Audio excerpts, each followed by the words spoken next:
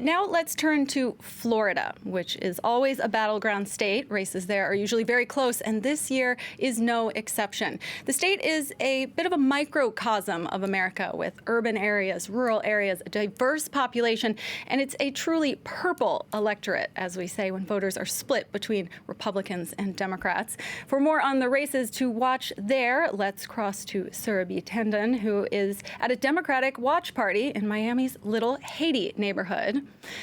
Let's start with turnout there in Florida. Some polls have already closed, actually. Are we getting an idea of whether this was a big day for turnout in Florida?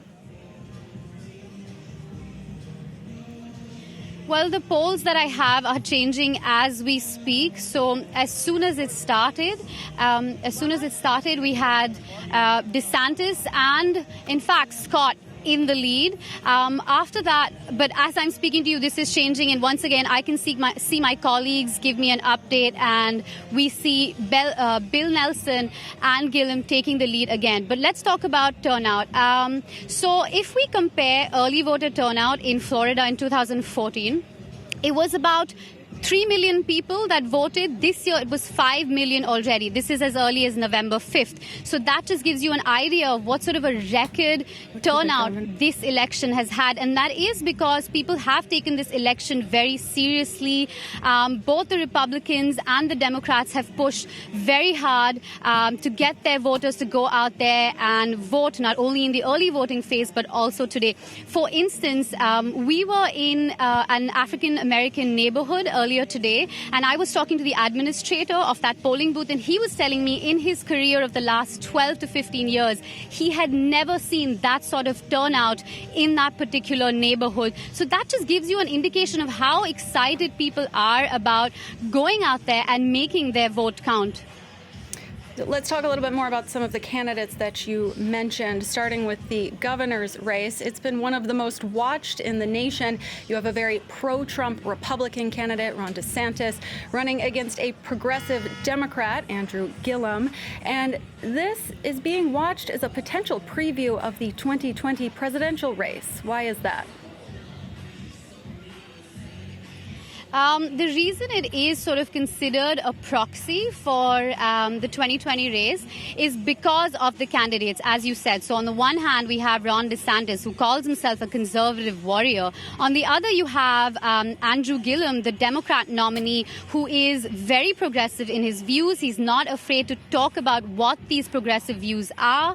And he is supported by left-leaning powerhouses like Bernie Sanders, like Tom Steyer and George Soros. In fact, Tom Steyer has put his organization Next Gen America behind Gillum to push for young people and minority voters and women to go out there and support Gillum. Now, we'd been filming earlier this month on the governor race in particular, and we met lots of people who had made up their mind to vote for these governors as a statement on values. It's sort of putting hyper-conservatives against the hyper-progressives. And, I mean, it's too early on in the night to say, but we'll know what will happen, which side will win, and how this polarization might affect the 2020 presidential race.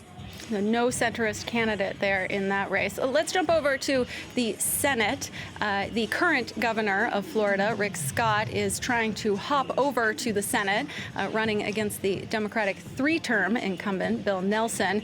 Now, Nelson is currently the only Democrat elected statewide, and the party has put a lot of money and a lot of manpower into this race. Why is it so important for Democrats to hold on to this seat?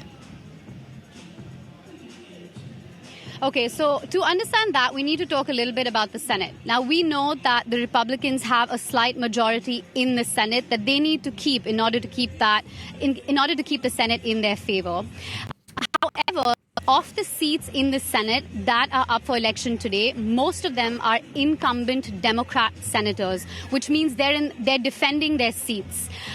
Bill Nelson is one of them, and if he were to lose his seat, it puts the Democrat Party at it makes sort of their pathway to winning the Senate much harder, because not only will they then have to flip many more of the Republican seats, they can't really afford to lose any of their seats. Secondly, Rick Scott, the Republican governor, the erstwhile governor rather, is very popular in Florida. He's been a public face. People know him. Whereas Bill Nelson, even though he's been in power for the last 18 years, even though he's been in politics for the last 40 years, he's been low profile. People don't really know about him. And he's also sort of a very moderate Democrat. He doesn't lean too much on progressive or left-leaning values, which are sort of issues that have gotten people charged, for example, with Andrew Gillum. And therefore, it might sort of be a real close race. But what we've seen in early voting is that not in early voting, but in the polls that have been talking about early voting, Bill Nelson is still in the lead. Surabhi Tandon there in Miami, Florida, a state with some of the most competitive and most watched races of the day.